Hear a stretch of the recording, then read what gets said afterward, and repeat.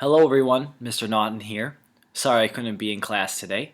I wish I was. I wish I was in front of you teaching right now. It'd be better than what I'm doing, but needless to say, we can still have an opportunity to get work done and still have an opportunity to get this lesson done. So, today we're going to talk about a very serious, very deadly, very prominent disease, cancer. Now, statistics say in the United States that 1 out of every 2 males and 1 out of every 3 females at some point in their life will be diagnosed with cancer. So 50% of males, 33% of females. Chances are you either already know or you at one point will know or will be diagnosed yourself with cancer, or you'll know someone that has been diagnosed with cancer, someone very, very close to you, if you don't know already. There are ways to help prevent cancer, and we're going to give you some more information about that so you don't have to be one of the statistics. So, cancer. Cancer is a disease where cells become abnormal, either by injury or by genetic makeup, or a number of other things can cause a cell to become abnormal. What happens is once the cell becomes abnormal, it'll start reproducing and multiplying, and sometimes it multiplies out of control, or sometimes it spreads into either other areas of the body or into the body's tissues. It also can spread so much or go to another area that it can disrupt the normal functioning of one or more organs. Some other vocabulary words that you should know: oncogen. Oncogen is just a normal gene, a normal cell that has changed into a cancer-causing gene or a cancer-causing cell. And like we said, this can be because of an injury, just because of genetic disruption, because of numerous things that sometimes are attributed to lifestyle choices, sometimes are attributed to heredity, sometimes are attributed to the environment. All of these things come into play when it comes to people getting cancer, and even sometimes it just has to do with old age and the cells and the immune system not being as strong. Malignant, it describes a growth, and when we talk about a growth, we're talking about either a tumor or a growth of cells clumping together. That's how a growth happens. And malignant means that it is spread, or it is capable of spreading to other body parts or other parts of the body. And when you have and if there's a tumor or a growth that is malignant and it's capable of spreading, that means it's capable of having cancer. So when it does spread, when a malignant tumor spreads, we call it metastasized, which means it has spread to other parts of the body. I will let you know exactly what words you need to know and need to remember and need to be able to define, and I will do that during our lesson when we review the test. So if some of these words are a lot and they seem like a lot, don't worry about it. We'll be able to define them much more easily and be able to put you at ease if these definitions are a little rough. Benign. There is also growths that can happen that are not capable of spreading, and they're not malignant. This means that they aren't cancerous. So benign is a good word. It's good news. Sometimes in the body, cells grow out of control and tumors form, but they don't always have to be cancerous. Sometimes they can be benign. So when we're talking about cancer versus not cancer tumors, we're talking about malignant versus benign. Benign is good, malignant is bad. So, an initiator is a stimulus that causes cancer to begin. It can either cause it immediately or can cause it in the future. And an initiator, an example of an initiator is smoking. Smoking or smoke inhalation, even secondhand smoke. And the causes of cancer, it can cause lung cancer. Smoking cigarettes can also cause mouth cancer, throat cancer, a lot of different cancers. Tobacco use can cause a lot of different cancers, but smoking cigarettes, secondhand smoke, is most commonly linked to lung cancer. UV radiation, too much sun, getting too much sun exposed to unprotected skin for too long of a time, even tanning beds can lead to skin cancer. Okay, and HPV, genital warts, and we'll talk about the role of sexual intercourse and sexual activity with cancer as well. This can lead to causes of cancer to female to their cervix. So an initiator is something that can either cause cancer now, cause cancer later in the future, and it all depends on the usage and the amount, and a lot of other factors come into play as well. So This is the American Cancer Society's 7 warning signs of cancer. It spells out the word caution, so use the word caution. These are things that you should be able to identify in your everyday life. Like if there's a change in bowel or bladder habits, to where you're used to going to the bathroom, you kind of have either a schedule or a set of, how your digestive system works, either after a meal or after you've had some beverages, and all of a sudden there's kind of like a major change in those habits.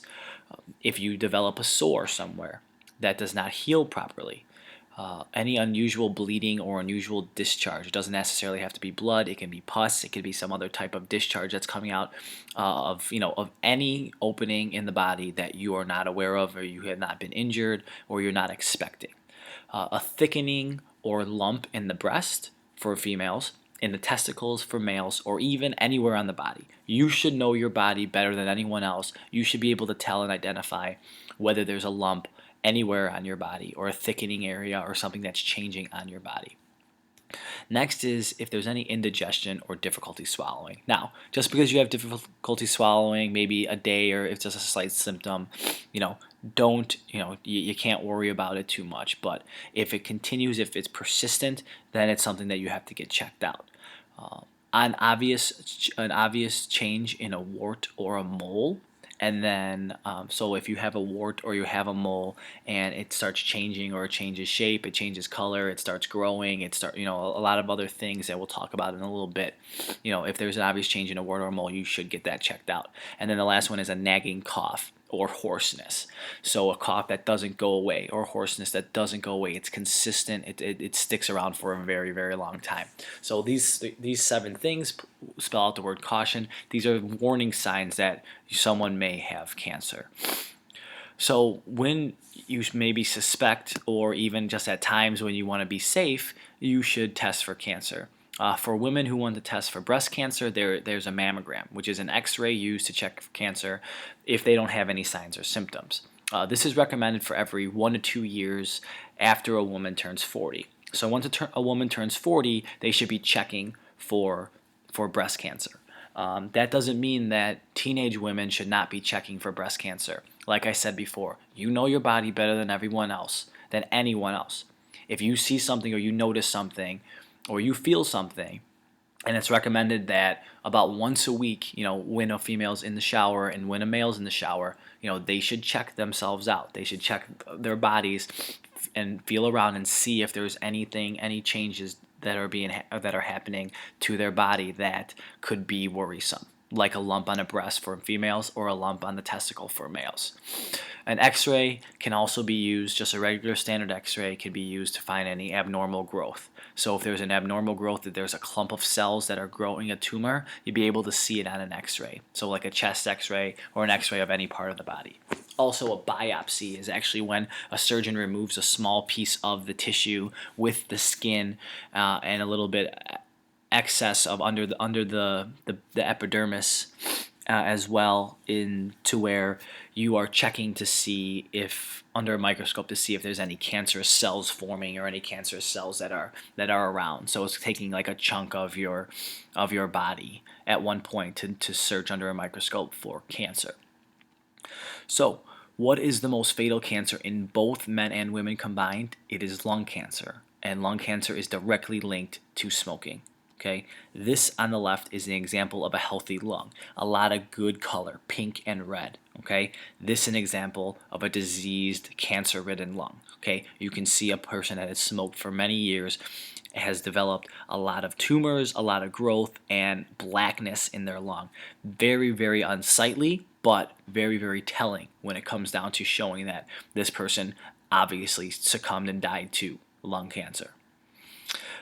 What's the most common cancer in female teens? Cervical cancer. Cervical cancer is linked to HPV, genital warts. Okay, an example of a picture of genital warts. This is a picture of a normal cervix. This is a picture of a cervix that has cancer. Okay, yes, these are pictures that probably people don't want to see, but they have to see. Not to scare you, but to let you know that these are the changes that will go on in the body if there's cervical cancer. Okay, why is it that cervical cancer is increasing amongst teenage females? Well, the reason is because females are having intercourse at an earlier age and they are having intercourse with multiple sexual partners. So, the best way to avoid cervical cancer, abstain from having sex.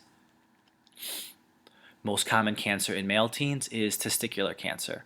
And testicular cancer, you can see right here, here's a growth right here along the top left corner of the testicle. This is a testicle with a tumor. So again, like I said, for males, checking around your private areas during a shower is common, and it's actually encouraged. Doctors recommend it at least once a week, maybe once every month while you're a teenager, to be able just to see what's going on, because there are some areas on our body that we can't see in a mirror, we can't see in ourselves, that we should be searching around for. Never feel uncomfortable about doing this, and never feel uncomfortable about asking a doctor to check something out. Your silence could result in your death. This man right here, this man with all the orange dots, he was a lifeguard. Okay, he never protected his skin from the sun. Okay, skin cancer began to appear about 45 years later, so it took about 45 years for this skin cancer to appear. Okay, each orange dot on this person was a lesion that had to be removed. So there were growths all along his body that kept growing and kept spreading that had to be removed. He had a total of 532 lesions, cancer-ridden lesions that had to be removed. And lesions are just growths and just spots that need to be removed because they're going to cause cancer, and they were more than likely going to kill him. So skin cancer is the most common cancer out of all the other cancers. Okay, and I know we talked about the most common in males, the most common in females, and lung cancer. Remember the difference between lung cancer and skin cancer. Lung cancer is the most fatal. Cervical cancer is the most common in females. Testicular cancer is the most common in males. Skin cancer the most common cancer out there, because we do not protect ourselves from the sun enough. We do go into tanning beds and we do try to get a glow or a nice base, and what we don't realize is that we're getting UV radiation, and UV overexposure and skin cancer can occur either suddenly or down the line, like for this guy 45 years later. Okay, the most common skin cancer is called basal cell carcinoma. Okay, and basically the picture on the left is a picture of what carcinoma looks like, the basal cell carcinoma. It may be raised or it may be flat. It could be a red, or it has pearly bumps, or it's scaly, or it even could be clear. Okay, there is good news though, is that basal cell carcinoma is very treatable. Since it's the most common skin cancer, doctors have been dealing with it for a very, very long time, have been able to identify it very early, and have been able to treat it to good percentage to where people can still live either with basal cell carcinoma. The most deadly skin cancer is melanoma. And here's some pictures of melanoma. Early melanomas, there's some thin growth. You do have a good chance because it has not metastasized, which means it has not spread to other places. Intermediate stage, it thickens and it has a larger irregular border. As you can see, it kind of starts coming out a little bit, starts spreading a little bit, and this is not very easily cured. And then once the melanoma starts being raised and becomes larger and larger, it may become incurable, and it probably has spread to other parts of the body. Now, just because you can't see it on the surface, these are all melanoma lumps on the surface, doesn't mean that it hasn't spread already. So, some warning signs. We go the A through E. These are to look for pigmented lesions on the skin. Lesions are just either a mole-like appearances on the skin. So these are some warning signs. If there's something that pops up on your skin that is asymmetric, which means that one half is not like the other. It's not like a circle. It's not like a square where you cut it in the middle and both sides are the same. Asymmetric is not symmetrical. It means that one half is unlike the other. If there's irregular borders, like scallops or notches, just kind of like if the borders are not asymmetrical. Okay, the color, they can be varied. They can be shades of tan, brown, black, white, red, or blue. Okay, it doesn't have to be just one color. If the diameter is larger than a pencil eraser, and that's about 6 millimeters, you should consider getting that looked at. And then if it's evolving, if its shapes or sizes is changing at any time, you need to go see a doctor if any of these 5 things are happening to a mole. Even if the mole's been there your entire life, you should know the shape of it, you should know what it feels like, you should know the color of it, you should know how big it is, and if it starts changing in size and or shape. These are some pictures of the ones on the top are like ordinary moles and ordinary spots on the skin, like a symmetrical, like a circle, and then on the bottom is asymmetrical. And you can see like these borders are even, these borders are uneven. For C for color, the color is one color. These have multiple colors. This diameter is smaller than a 1/4 inch. This is much larger. Okay, and it evolved. There's an ordinary mole, and then this is what the mole looked like when it started changing size, shape, and color. So as a person could tell, or the person should be able to tell that their mole was changing, so they should understand that that's a problem for potential melanoma. So why do we come in a variety of different colors? Well, it's because of melanin, and melanin is a natural sunblock in our cells. So light-skinned people produce less melanin, and darker-skinned people produce more melanin. That's why we have the different colors, and it can start from very, very pale to very, very dark. Melanin is the reason. So here's what's called the Fitzpatrick scale, and it's 6 types of skin. It starts from the light pale white to where people always burn and they never tan. Type 2, white and fair, it goes up, it gets darker to black, very dark, brown to black, where they don't burn, they tan very easily, and there's a lot of pigments, a lot of melanin. I would fall under either type 1 or type 2, somewhere in the middle of type 1 or type 2. And you have to see where you fall under to know that if you burn, and even if you're tanning, it's not going to prevent skin cancer. Okay? The amount of sun damage to the skin does depend on the fairness, the amount of melanin in your skin, and how close you are to the equator. The time of day also plays a big role. Okay, the most damage the sun can do is between 10 a.m. and 3 p.m.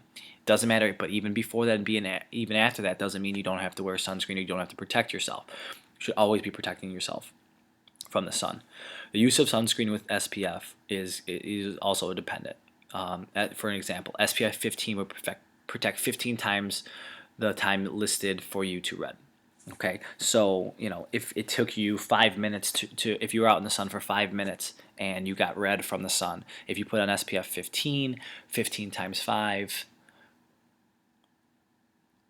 15, 30, 45, 60, 75, it would take you 75 minutes there then for you to redden, so it gives you a little bit extra time. The higher the SPF, the better. Here's a short 5-minute video. It's called Dear 16-Year-Old Me about skin cancer. Dear 16-year-old me. Dear 16-year-old me. Dear 16-year-old me. Please don't get that perm. It's not as awesome as you think it's going to be.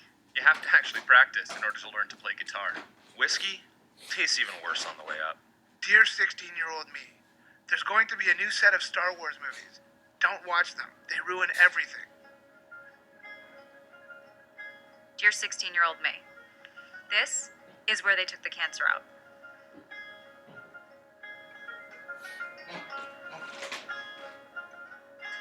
It was something called melanoma. It's called malignant melanoma. Malignant melanoma. Malignant?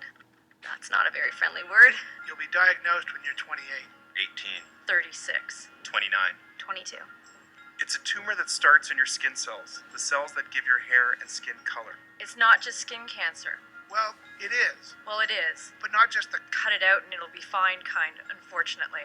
It's the kind that you have to catch before it spreads. Because it spreads so fast. So fast. To places like your liver, your lungs, your brain. Yours will be a really rare kind in your left eye. And that's when you'll find out. That melanoma can show up on your tongue, the palms of your hands, and the soles of your feet. Your doctors will tell you you're lucky that you caught it early. Yours will tell you that you need aggressive treatment. I'll have to tell you, it might take a year of chemotherapy. And you'll need to do some of the injections yourself. Dear 16-year-old me, You're doing okay. you're strong. But there are some things I want you to know. I wish I'd known. That one bad sunburn before you turn 18, Doubles your chances of developing melanoma. That fair skin and red hair means that you're at a higher risk of getting it. As if ginger people didn't have enough problems. That you're at higher risk of Ha ha. more than 50 moles. And if you have a weakened immune system or a family history of skin cancer. I want you to know the outlook is very good if we can catch it early. But you have less than a 10% chance of surviving more than 5 years if we don't. Dear 16-year-old me, spend more time with family. They mean everything. If I had one piece of advice for you, don't start the tanning bed. I know you want a healthy glow, but it's going to double my chances of getting melanoma. Sunscreen. Yes, I agree. It's a huge pain in the ass, but so worth it. Please. Your skin's like an elephant. It never forgets. Dear 16-year-old me, helping spread this message is how you'll honor Glenna's memory. At 16, she's already an incredible lifeguard. She loves the sun and the beach and tanning, but she just doesn't know. She'll be diagnosed when she's 22 and will lose her battle when she's just 26.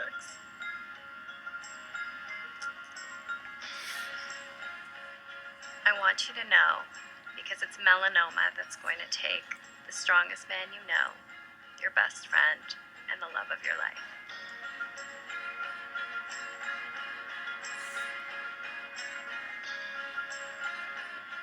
Dear 16-year-old me, Don't be afraid. This isn't about being afraid. I want you to be aware. That melanoma is a young person's disease. It is the second most common cancer in children and teenagers, and one of the most common in young adults. And it can be deadly. I want you to know you're not helpless. This is a cancer that shows itself. right there on the outside of you. Start checking your skin. Please check. Get to know your skin. Get to know your skin. Start checking your skin. If a new mole shows up, or if when you have starts to change color, or size, or shape, or feels different. If something seems out of place, get your doctor to have a look as soon as possible. Know what to look for and get help. These are all signs your skin could be developing cancer. You brush your teeth every day, maybe even floss, Okay, we both know you don't floss. but just once a month. I want you to check. It takes 10 minutes. 10 minutes. Dear 16-year-old me, I do realize you're not actually going to see this, but someone else will, and it'll make a difference to them. Dear someone else. Dear somebody else. If you're watching this, Send it to a 16-year-old you care about. send it to anyone who is once 16. Or soon will be 16. Send this.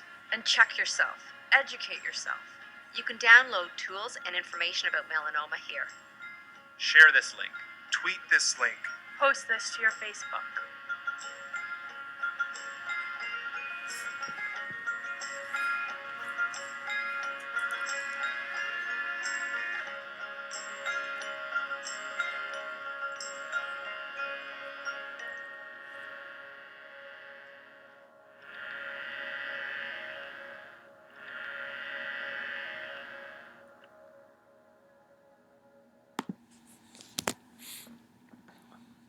Just a good message about checking and knowing and being smart. The best thing about it is that you're 16 years old right now, or going to be 16 years old. So you get a chance to not make the mistakes that some people already pointed out that they've made.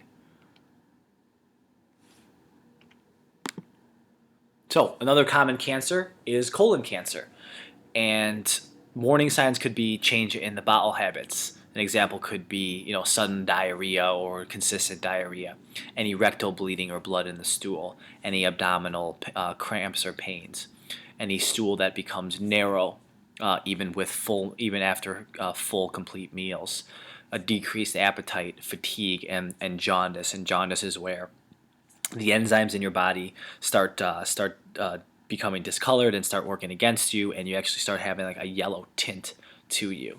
Okay, and colon cancer can be in any number one of these areas of the colon. We don't really have to talk about the areas of the colon about ascending, descending, or the sigmoid or the transverse, but just there in case you were interested. This cancerous growth was found during a colonoscopy. What can you do to help reduce your chance of colon cancer? Increase fiber in your diet. When bowels are strained and when you have a tough time going to the bathroom or you have irregular bowel movements, it could cause pain, it can cause discomfort, and when any types of discomfort can cause over a long period of time can break cells down and cause cancer. Colonoscopies are told men are supposed to get colonoscopies when they've turned 40, and then every few years after that they should be getting colonoscopies. Women should also be getting colonoscopies. Just when, especially when they turn 40. Like, I know that's a long ways away for everyone here, but if there's ever a change in bowels, or there's anything to be frightened of, don't be afraid to tell your doctor or to get something checked out, because you're better safe than sorry, especially with cancer. If you can catch it early, you can beat it. Some treatments for cancer. Surgery. It's where you go. You're in surgery and the doctor opens you up and literally removes the tumor. And usually surgery is successful when the tumor has not metastasized or moved to another area. There's also radiation therapy, where radiation focuses on the tumor. It kills the cancer cells and it slows the tumor's growth. It also can kill cells around. So we talk about the radiation as well. Chemotherapy. It's a circulatory drug that goes throughout the body, and it tries to seek out and destroy any cancer cells that may have metastasized. And then immunotherapy. Drugs are used to stimulate the body's immune system to attack the cancer cells. So the immune system's already working to attack cancer, but cancer grows so rapidly that the immune system can't always fight it off. We'll go through some true or false. Skin cancer is the most common form of cancer in the United States, and the development of a new mole or change in an existing one may be a sign of skin cancer. Both of these are true. Okay, remember, skin cancer is the most common cause in the United States, and you get about 1 million new cases yearly. And then any change in the skin or on a mole, yes, any change, size, color, shape, or texture of a mole may be a sign of skin cancer. Okay.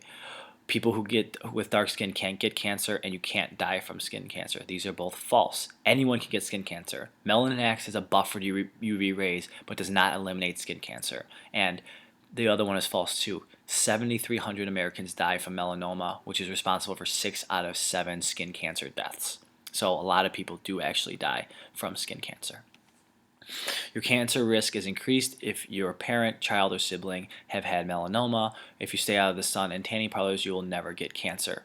The first one is true. The second one is false. Okay, you are at increased risk if your parent, child, or sibling have had melanoma before, which means that that your melanin in your skin isn't as strong, and you could have a predisposition to getting burned very easily, which could mean that melanoma can be caught.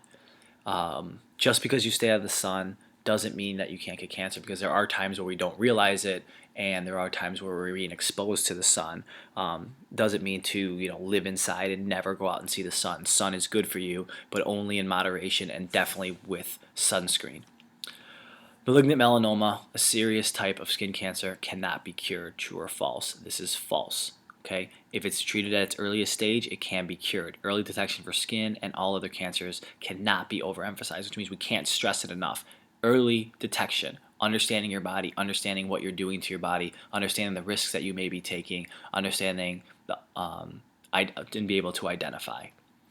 And melanoma can occur anywhere on your body. This is true. It can occur anywhere, even places not exposed to the sun, or that you think aren't exposed to the sun, between the toes, the bottom of the feet. Redheads and blondes are more likely to get skin cancer. True. Okay, so I'm in trouble, and all other redheads and blondes are not in trouble, but we just have to be more aware. They have a 2-fold to 4-fold greater risk of developing melanoma, 2 times or to 4 times more likely to develop melanoma. So redheads like myself and redheads and blondes around all have to understand that they have to especially protect themselves in the sun. If you were born with 1 or more moles, you are more likely to develop malignant melanoma. This is true. Most moles develop sometime after birth, but some people are born with moles. Birth moles increase a person's risk for melanoma just because of skin exposure, of sun exposure, and of potential to grow and to change and for cells to attract themselves over there, especially cells that are with cancer. And exposure to ultraviolet radiation can cause cataracts and possibly suppress the immune system. True, cataracts is a form of eye cancer, and suppression of the immune system are only a few of the possible results of exposure to ultraviolet radiation. So some things to be aware of. 1 serious sunburn can increase the risk of melanoma by as much as 50%. We should know this is true, because if you get a serious sunburn before the age of 18, can significantly increase the risk of skin cancer. I said that in the movie or in the short video clip that we showed you. So you need to know that any serious sunburn that you get, you can't do it. Basically, it can't happen. You got to protect yourself from the sun. Okay, we did stress skin cancer just because it's the most common. That's all we have for you today. The code or the password or the secret word for today is going to be 1BG. So when I come back on Friday, you need to know this is the first word for today, 1BG. We will see you on Friday. Thanks for listening, and make sure you listen to this and to the next lesson as well. This is Mr. Naughton signing out.